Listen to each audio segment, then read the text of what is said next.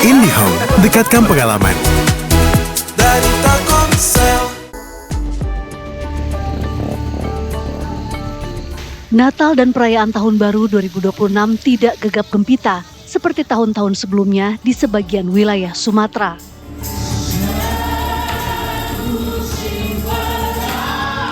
Keprihatinan harus dilalui umat Kristiani yang tertimpa dampak banjir bandang dan longsor sejak November lalu.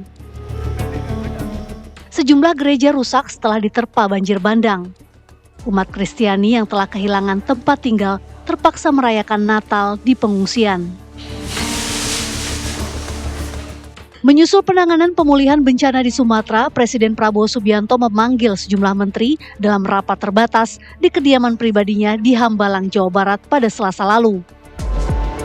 Sejumlah agenda strategis dibahas Prabowo dalam rapat tersebut soal pemulihan bencana di Sumatera menjelang momen Natal dan Tahun Baru.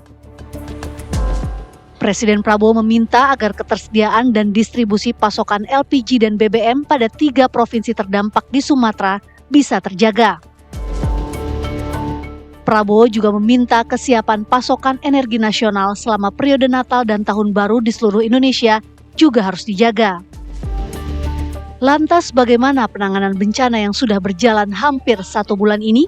Lalu bagaimana umat Kristiani memaknai Natal tahun ini di tengah keprihatinan?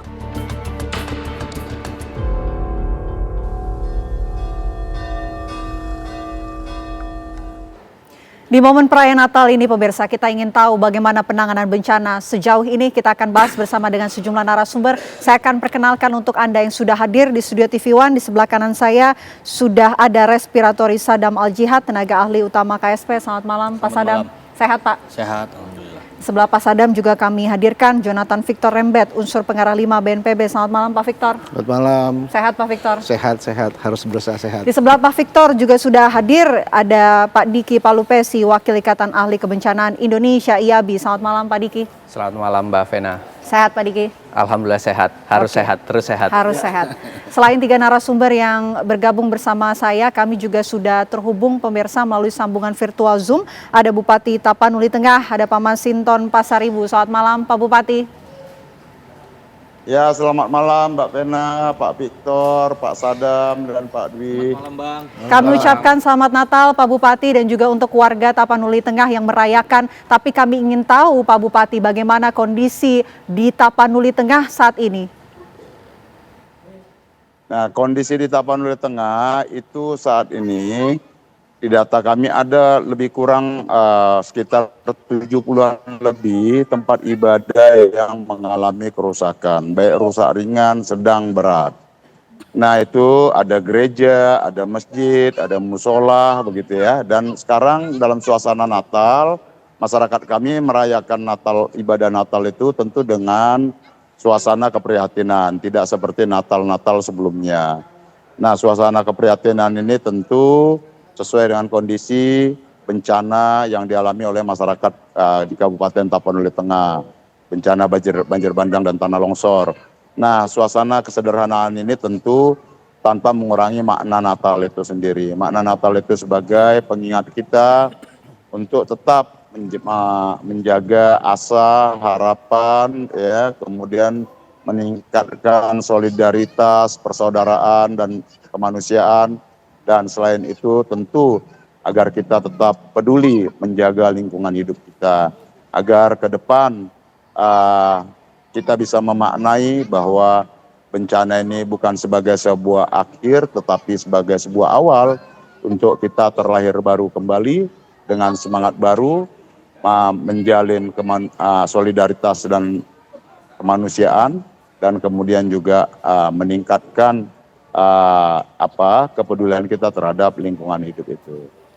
Oke, begitu kondisinya di Tapanuli Tengah. Tapi saya ingin bergeser ke Pak Victor. Pak Victor, kami ingin dapat gambaran fase penanganan umum, gambaran umum yang telah dilakukan oleh BNPB sejauh ini seperti apa? Ya, sudah tentu beberapa daerah sudah memajukan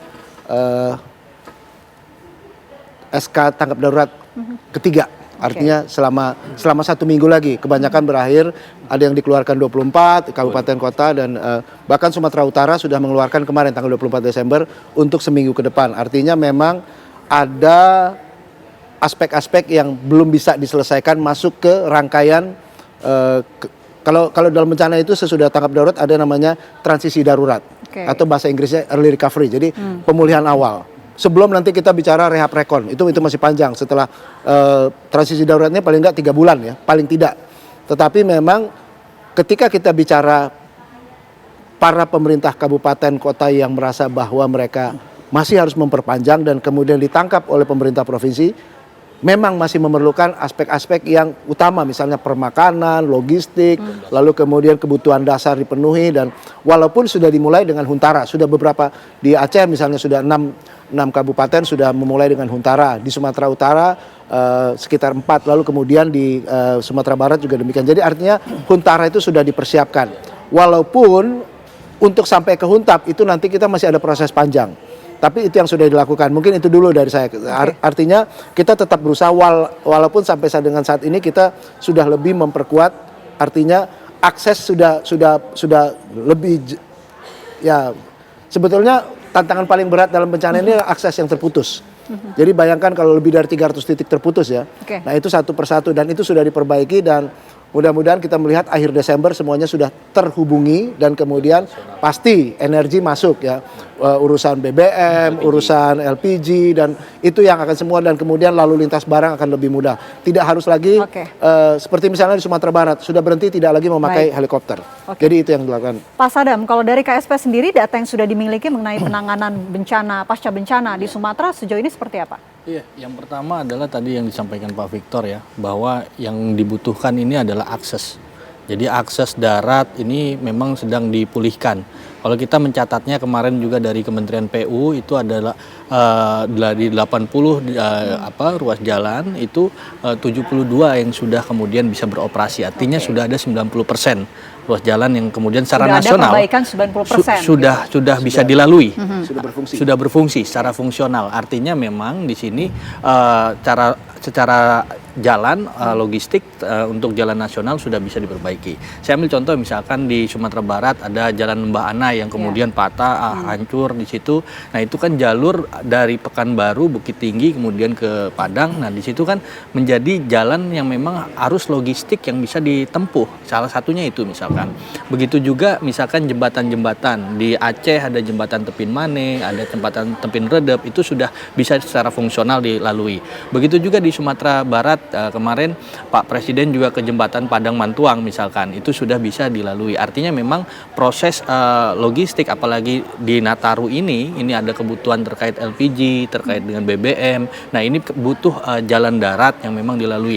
Walaupun ada juga jalan-jalan jalur-jalur udara misalkan itu untuk misalkan LPG dikirimkan, kemudian BBM melalui KRI ataupun ADRI. Nah ini yang memang secara alutsista TNI Polri itu sudah menggunakan hampir lebih dari misalkan TNI saja 82 alutsista. Artinya memang ini kerjasama dan kolaborasi antara kementerian terkait kemudian TNI Polri itu berjalan dengan cukup masif. Oke. Pak Diki, ini kan sudah 1 bulan ya pasca bencana. Kalau dari sudut pandang kebencanaan, menurut Anda apa sih tantangan penanganan pasca bencana banjir bandang dan juga tanah longsor ini? Jadi begini, kalau kita bicara penanganan bencana, kita bicara tahapan, kita bicara proses gitu ya. Jadi tentu segera setelah kejadian bencana kita bicara bagaimana membuat orang bisa bertahan. Ya, kalau kita bicara mereka yang hidup gitu ya. Jadi fokusnya adalah pemenuhan kebutuhan dasar, memastikan mereka bisa bertahan. Nah memang sekarang kita masih bicara di situasi tersebut gitu. Tetapi kan kemudian kita nggak akan berhenti hanya memastikan mereka hanya bertahan. Ya kita bicara memang kebutuhan dasar, energi, listrik, kesehatan dan lain-lain gitu ya. Tetapi juga yang harus kita perhatikan setelah ini apa?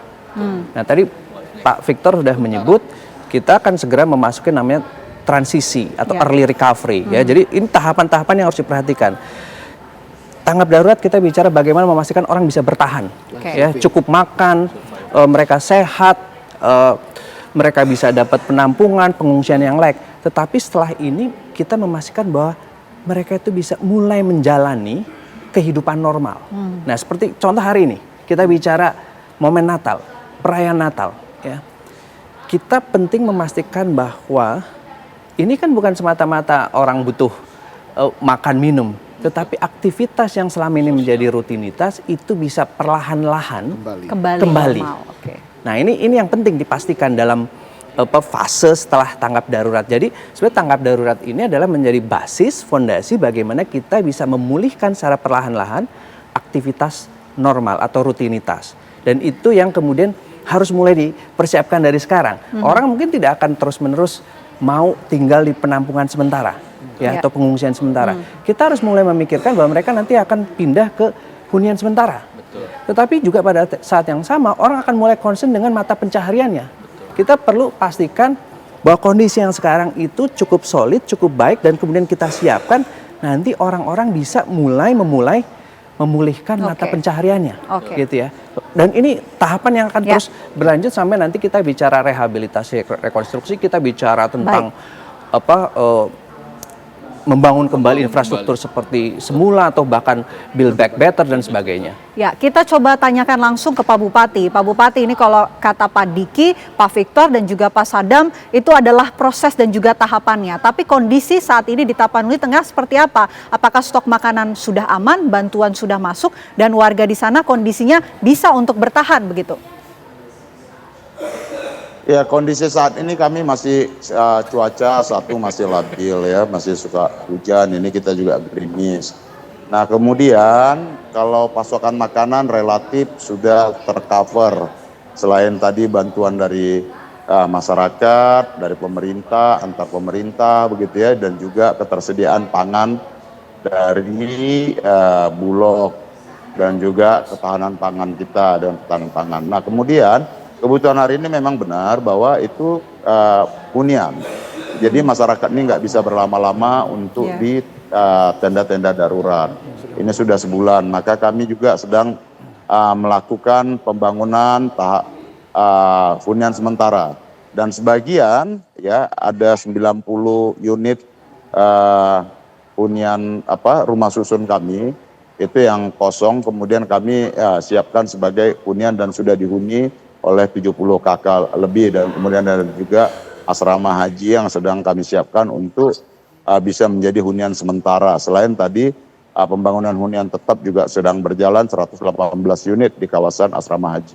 Nah, kemudian kami juga selain tadi ya, masyarakat kan praktis ketika sejak bencana itu mereka nggak pegang uang, kemudian sumber kepenghidupannya, sawahnya kemudian rusak total gitu ya, dan yang melekat di baju mereka di badan mereka itu hanya baju sepotong gitu ya di awalnya. Dan jadi mereka memang butuh sumber-sumber penghidupan. Nah, ini sedang kita ini kan formulasinya bagaimana mengcover mereka, bukan hanya kebutuhan makan tapi juga biar bisa ada pulih bertahap ya. Apa yang menjadi sumber-sumber pendapatan mereka. Kami mencoba dengan formula kerja seperti kerja padat karya yang bisa mengakomodir beberapa warga untuk bisa melakukan kerja-kerja perbaikan, ya, pembersihan dan lain sebagainya. Nah, tentu memang tantangan hari ini adalah penyediaan hunian-hunian sementara maupun nanti hunian tetap. Nah, maka bagi kami prioritaskan untuk membangun hunian sementara sambil proses untuk pembangunan hunian tetap terkait lahan ya yang harus clear and clean itu tetap kami sediakan ya, dan kemudian nanti bisa dibangunkan menjadi hunian tetap. Nah, sekarang memang masyarakat ini perlu intensitas pendampingan itu agar mereka tetap bisa mampu menjaga asa harapan mereka seperti itu. Oke, jadi pemulihan pasca bencana seperti hunian, kemudian pemulihan seperti psikologis, termasuk juga sumber penghidupan, ini tengah diupayakan oleh pemerintah daerah di sana. Termasuk juga Presiden Republik Indonesia Prabowo Subianto ini juga telah menggelar rapat terbatas untuk membahas mengenai ketersediaan stok, baik itu LPG dan juga BBM di wilayah terdampak. Kita akan bahas selengkapnya usai jeda. Apa kabar Indonesia Malam akan kembali untuk Anda, pemirsa, sesaat lagi. Ya, Anda kembali menyaksikan Apa Kabar Indonesia Malam. Kita lanjutkan diskusi kita. Pemulihan pasca bencana ini terus dilakukan oleh pemerintah. Termasuk terakhir Presiden Republik Indonesia Prabowo Subianto menggelar rapat terbatas ya untuk membahas stok ataupun pasokan baik itu LPG dan juga BBM di wilayah terdampak. Sejauh ini seperti apa? Ya, saya ada beberapa catatan ya terkait dengan ini. Misalkan di 6 sampai 23 Desember kemarin, ya ini total distribusi LPG ini sudah ada 102.480 LPG 3 kg yang memang disebar melalui 169 kali operasi pasar. Artinya memang di sini masivitas ini harus dilakukan terus-menerus, baik itu melalui jalur darat, jalur udara ataupun jalur laut. Karena memang di sini kita bisa melihat bahwa kerjasama juga antara Pertamina Patraniaga secara regional dengan pemerintah kabupaten kota di sana. Artinya memang kolaborasi tetap harus dilakukan, baik itu dari Danantara ataupun BUMN yang terkait, terutama terkait dengan ini berarti Patraniaga dengan misalkan kabupaten kota setempat. Nah ini memang kita nggak bisa melihat bahwa tunggal harus dari BUMN sendiri yang bergerak, tidak. Tapi harus ada, kita tahu infiltrasinya bagaimana di daerah-daerah yang terhambat terkait dengan jalur dan sebagainya. Nah ini butuh data-data dari pada pemerintah daerah, kebutuhan logistik di sana. Dan yang kedua adalah terkait dengan BBM, misalnya BBM ini pun di Desember, pertengahan Desember itu pendistribusian BBM itu dilakukan terus-menerus dari Kementerian SDM, kemudian berkoordinasi dengan Pertamina, dengan di situ juga dukungan dari KRI, dari ADRI untuk kemudian mendistribusikan juga melalui jalur laut yang dari Jakarta. Nah ini yang kemudian memang harus fokus terus-menerus kemudian untuk pendistribusian ini. Nah yang selanjutnya adalah bagaimana tadi Pak Presiden juga menegaskan bahwa TNI Polri ada di daerah-daerah yang terisolir. Ini sulit sekali bagaimana mendistribusikan apalagi terkait dengan BBM kemudian LPG. Nah ini butuh dari penanganan akses-akses, terutama akses-akses jalan daerah. Nah kita ketahui kalau jalan nasional ini relatif sudah mulai, tadi yang saya sampaikan sudah mulai 90%, tapi di jalan daerah ini masih banyak yang terhambat. Nah ini yang kemudian kita butuh akselerasi terkait dengan hal itu. Oke, Pak Victor, terkait dengan arahan Presiden tadi, bagaimana kemudian BNPB mengintegrasikan pemulihan baik itu infrastruktur maupun kebutuhan dasar di pengungsian? Ya, BNPB sebetulnya ketika kita punya undang-undang itu ada gamenya adalah disaster is everyone business ya. Artinya bukan cuma pemerintah. Dan kita harus akui sekarang bukan hanya pemerintah.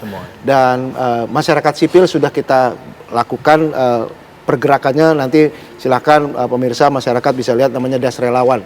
Sampai dengan hari ini sudah ada 13.000 lebih relawan dan kemudian 350 lembaga. Artinya ini mereka yang bekerja di lapangan tanpa mengibarkan bendera. Artinya ini orang-orang hebat. Artinya dan juga bahkan secara kreatif di Aceh Pak Gubernur mengirimkan mahasiswa-mahasiswa yang terpaksa berhenti kuliah dalam kondisi seperti ini untuk kembali ke kampungnya. Paling tidak di early recovery ini membersihkan rumah, tetapi juga mahasiswa dengan kemampuan tertentu, misalnya mahasiswa kedokteran membantu tenaga kesehatan, mahasiswa sipil membantu asesmen bangunan, dan itu memang sudah dilakukan. Dan kalau ditanyakan bagaimana, BNPB ingin sekali melibatkan semua pihak tidak terkecuali. Artinya kementerian lembaga sudah tentu karena itu tanggung jawab sebagai duty bearer. Tetapi sebagai upaya bersama, disaster is everyone business, kita maunya melibatkan semua dan ini sudah terlaksana. Khusus untuk mengenai Sumatera Utara ini ya, karena konteksnya Natal. Besok itu malah tanggal 27 akan ada Natal anak-anak 1.000, itu 1.000 anak, dan itu memang dilakukan oleh gereja-gereja. Di Sumatera Utara sudah ada sekitar 25 gereja, tapi gereja tidak berdiri sendiri.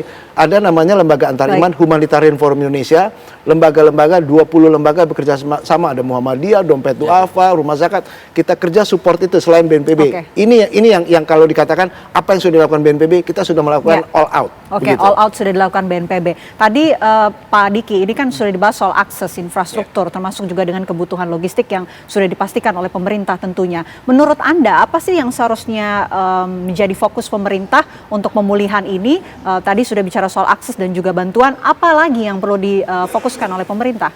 Oke, jadi saya kembali tadi yang saya sampaikan, bahwa kita bicara proses ya. di tahap ini sampai hari ini kita bicara memastikan mereka bertahan hidup, Oke. survive. Ya, survive ya. Nah, yang harus mulai dibangun adalah perlahan-lahan kehidupan itu kembali normal. Ya, jadi pemulihan itu sebenarnya bicara tentang normalisasi. Kalau kita bicara hari ini Natal gitu ya, orang bisa kembali ke rutinitas beribadah, merayakan Natal gitu ya. Nanti kemudian kita bicara sekolah harus sudah mulai dibuka. Kalau sekolah secara fisik belum siap, kita buka sekolah darurat gitu ya. Pelayanan kesehatan itu juga harus perlahan-lahan, kemudian bukan hanya dalam konteks darurat saja gitu ya. Nah, jadi dan kemudian kita bicara tadi kebutuhan masyarakat setelah mereka dipenuhi lewat dropping bantuan, operasi penanganan logistik dan segala macam, itu kan mereka harus bisa merasa punya harapan, bisa terus melanjutkan hidup mereka. Dan dari mana mereka akan melanjutkan hidup mereka? Kalau kemudian sumber-sumber atau hal-hal yang kemudian selama ini menjadi mata pencaharian itu mulai kemudian kita siapkan. Fasilitasi gitu. Jadi tahap ini adalah kita menyiapkan proses di mana perlahan-lahan ya, kehidupan normal atau rutinitas itu mulai dijalani kembali gitu. Itu yang harus dipastikan gitu. Jadi sekolah gitu ya, mata pencaharian, lalu kemudian ya hunian, kemudian kita bicara hunian sementara ya Bang ya. Lalu kemudian ya orang beribadah seperti sekarang Natal, sebentar lagi kemudian kita akan bicara memasuki bulan Ramadan ya buat masyarakat yang Muslim itu kemudian harus bersiap-siap. Belum lagi nanti kalau kita bicara di beberapa tempat di Aceh mereka ada tradisi yang harus mereka jalani. Itu yang harus kemudian mulai dilihat dari sekarang. Oke, kita akan langsung menuju Pak Masinton, Pak Bupati. Kalau dari pemerintah daerah Tapanuli Tengah, saat ini sudah adakah persiapan untuk ke arah sana dan sejauh mana persiapannya? Iya, persiapan itu terus kita lakukan dan kita kerjakan. Bahkan kami menyewa alat-alat berat karena keterbatasan alat berat. Nah, kalau bisa kami minta hari ini tolonglah kalau bisa tuh, karena juga kami memiliki keterbatasan. Di Sumatera Utara ini rata-rata alat berat itu banyak disewa, digunakan, saya nggak tahu mungkin ke Aceh atau kemana. Kami harus mendatangkan jauh-jauh alat berat. Kalau bisa itu, sekarang itu kita perlu alat berat sebanyak-banyaknya tuh. Karena ya sungai mengalami sedimentasi. Bahkan sedimentasi permukaan sungai itu melampaui dari pemukiman, sehingga tuh kalau hujan sedikit itu langsung merembes ke pemukiman. Kemudian di atas aliran sungai itu ya, itu semua gelondongan kayu yang ribuan kubik jumlahnya itu. Nah, ini semua hanya bisa dikerjakan dengan alat-alat berat, tidak bisa dikerjakan secara manual. Nah, kemudian pemulihan lainnya, air bersih dan lain sebagainya, lingkungan, perumahan, pemukiman itu tetap semua menggunakan alat-alat berat. Nah, sekarang menurut saya ya, baik BNPB, pemerintah pusat, lain sebagainya, kita udah harus berpikir ini untuk mempercepat ini adalah pengerahan mobilisasi alat berat. Nah, makanan menurut saya sudah cukup ya. Sekarang itu kita bergeser ke alat berat. Alat berat umpama Tapanuli Tengah butuh berapa? Kami sekarang ada semua alat berat itu ada berkisar 50 tujuan atau 60 unit. Tapi itu kami rasa sangat kurang. Dan kami untuk menyewa juga memiliki keterbatasan itu tadi. Karena banyak vendor penyedia alat berat itu sudah digunakan pihak lain. Nah, kalau bisa memang kami perlu tambahan alat berat lagi itu berkisar 40 atau 50 unit untuk mempercepat ini semua. Nah, karena kalau tidak ada alat berat, ini mustahil kita bisa menembus akses yang terisolir. Kami masih ada 4 desa yang terisolir dan 2 dusun yang benar terisolir karena itu medannya kami ini lembah, jadi itu ada yang patah, ada yang longsor, ada yang amblas. Nah, ini semua tidak bisa dikerjakan secara manual. Nah, inilah kami minta BNPB ya agar segera kita bisa menghitung semua kebutuhan-kebutuhan tadi. Satu diantaranya yang sangat urgent dan sangat vital itu adalah alat berat. Saya rasa itu yang bisa kami sampaikan karena di Tapanuli Tengah itu ya sedimentasinya luar biasa. Sungai itu berpindah jalur. Kalau ini tidak kita lakukan pengerjaan secara cepat dengan menggunakan alat berat, maka hujan sebentar saja itu kembali tergenang lagi. Jadi ini menurut saya fokus kita ya fokus dalam penanggulangan bencana ini. Kalau di Tapanuli Tengah itu fokusnya pengen alat berat sebanyak-banyaknya untuk dimobilisasi dan kita kerahkan untuk melakukan pembersihan, melakukan normalisasi dan menggeser gelondongan kayu-kayu tadi. Baik. Dan kemudian untuk membuka akses-akses desa yang masih terisolir dan membersihkan lingkungan pemukiman penduduk. Seperti itu, Mbak. Di Tapanuli Tengah ini sangat membutuhkan alat berat. Nanti direspon Pak Sadam, Pak Victor, kami jeda terlebih dahulu. Apa kabar Indonesia Malam akan kembali untuk Anda sesaat lagi. Pemirsa, Bupati Tapanuli Tengah Masinton Pasaribu harus undur diri dari diskusi kita karena memiliki agenda lain. Namun kita bisa melanjutkan diskusi bersama dengan 3 narasumber. Poin yang disampaikan oleh Pak Bupati tadi adalah ingin kemudian mendapatkan bantuan berupa alat berat untuk membantu proses menormalisasikan kehidupan sehari-hari di Tapanuli Tengah. Bagaimana kemudian pemerintah meresponnya? Iya. Tadi disampaikan juga ya, artinya memang ada paling tidak ada dua dari kementerian, artinya Kementerian PU, kemudian tadi juga ada dari badan, dari BNPB, tapi BNPB kan kemudian menggunakan DSP tadi sesuai dengan asesmen tadi di lapangan. Tapi kalau terkait dengan Kementerian PU itu data yang kami peroleh itu ada 728 ya terkait dengan alat berat yang kemudian akan didistribusikan dan memang dalam proses bertahap. Ini sudah ada yang sudah didistribusikan, kemudian ada yang kemudian siap dikirim lagi. Nah, ini kan membutuhkan pertama jalur laut ya, itu menggunakan KRI dan ADRI, dan itu ada kerjasama juga dengan pasukan JENI untuk kemudian pendistribusian itu. Dan yang kedua tadi lewat jalur darat, bagaimana tadi itu juga jembatan-jembatan nasional memang ini harus dimatangkan, disiapkan fungsionalnya. Makanya kemudian prioritas pertama adalah bagaimana jembatan-jembatan nasional, bagaimana jalan-jalan nasional kemudian bisa masuk ke tempat-tempat yang terlokalisir tadi itu. Nah, ini yang kemudian dilakukan. Nah, dari Kementerian PU, kemudian dari BNPB dan juga dari Danantara. Artinya memang ada BUMN, ada BUMN peduli. Nah, ini juga mendorong adanya alat-alat berat juga. Nah, ini kolaborasi yang memang saya kira ini menjadi kolaborasi yang efektif ya antara pemerintah pusat, kemudian dan pemerintah kabupaten kota dan pemerintah provinsi. Nah, pemerintah kabupaten kota juga kita bisa melihat bahwa tadi bagaimana kebutuhan alat berat, berapa jumlahnya, lokasinya di mana, ini kan berbeda-beda situasinya. Nah, kemudian belum lagi untuk pemotongan kayu ya, itu kan perlu juga. Artinya bukan cuma alat berat dalam arti eskavator, tapi juga ada chainsaw dan lain sebagainya. Ini memang semuanya pendistribusian ini dalam proses terus-menerus dilakukan. Artinya ini proses percepatan terus dilakukan. Nah, itu adalah perintah dari Pak Presiden bagaimana kita mempercepat pemulihan ini, rehabilitasi ini dan rekonstruksi ini juga. Tapi walaupun dalam posisi transisi, saya kira ini beyond daripada aturan, artinya memang kemanusiaan itu didahulukan. Gitu. Pak Victor.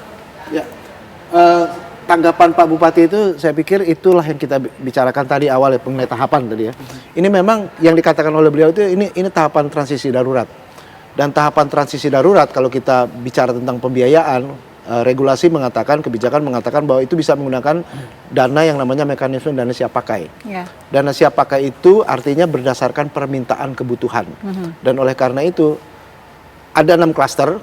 Ketika kita bicara tentang tanggap darurat dan sampai ke pemulihan itu salah satu klaster itu namanya pemulihan selain kesehatan, pendidikan dan pertolongan dan pencarian. Nah, klaster pemulihan inilah yang akan kemudian melakukan hal-hal seperti ini.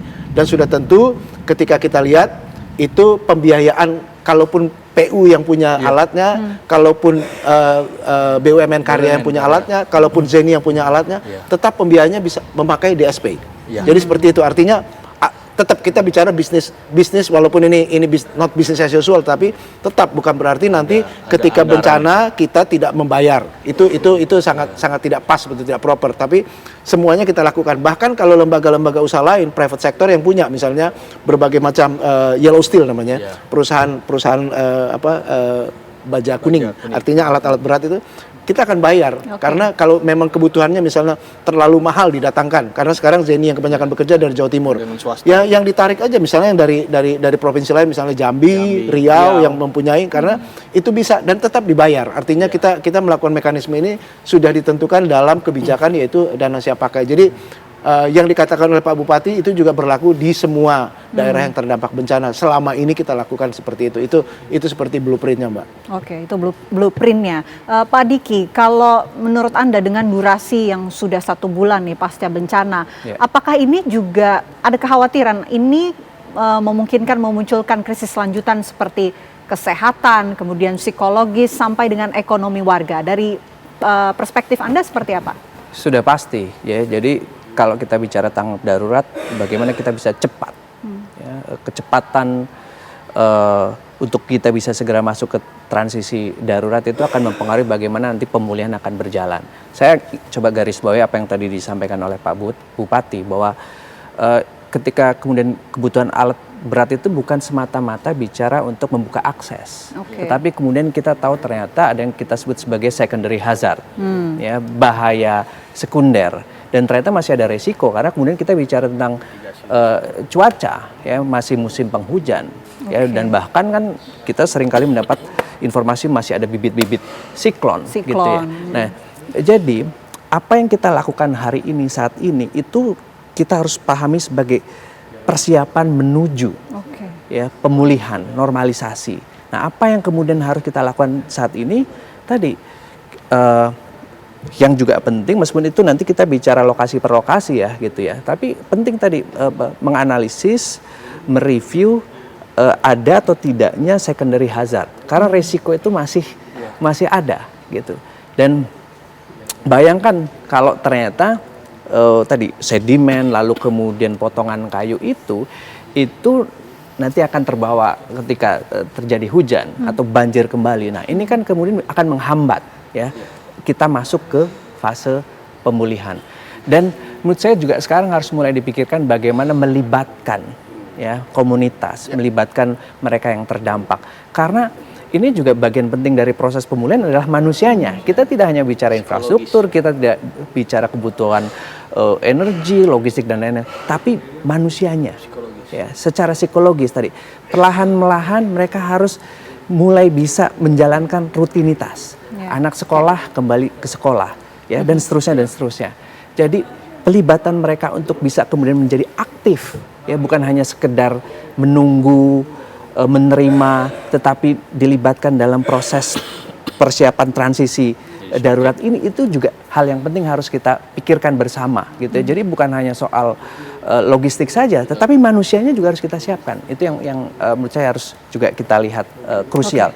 Di tahapan ini. Tentunya kita berharap yang terbaik, proses cepat tanggap darurat ini berjalan dengan baik. Tentunya mudah-mudahan ini bisa segera memulihkan dan juga memastikan bahwa warga-warga yang terdampak ini bisa kembali normal. Terima kasih Pak Sadam, terima kasih Pak Victor, terima kasih Pak Diki telah bergabung bersama kami. Sekali lagi kami ucapkan selamat Natal, semoga sehat selalu.